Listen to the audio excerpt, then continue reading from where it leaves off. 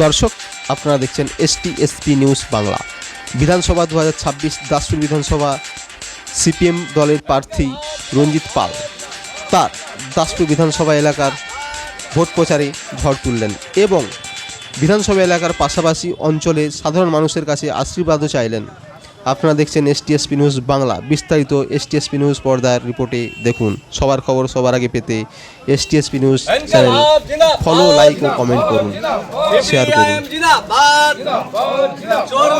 দুর্নীতিগ্রস্তদের সরিয়ে স্বচ্ছ প্রশাসন করতে কমরেড রঞ্জিত পালকে কাস্তে হাতুড়ি তারা চিহ্নে ভোট দেন।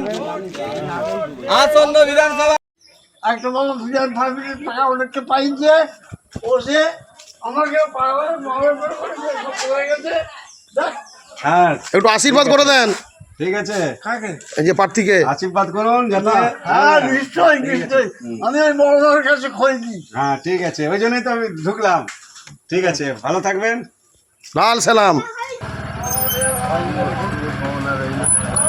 আমাদের খুব সুবিধার ব্যক্তি মানিক বাবু, এই যে আমাদের খুব সুবিধার ব্যক্তি। ঠিক আছে, আরে তুমি তো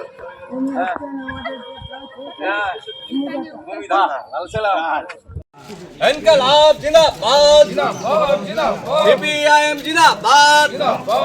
চোর লুটেরা দুর্নীতিগ্রস্তদের সরিয়ে স্বচ্ছ প্রশাসন করতে কমরেড রঞ্জিত পালকে কাস্তে হাতুড়ি তারা চিহ্নে ভোট দেন। আসন্ন বিধানসভা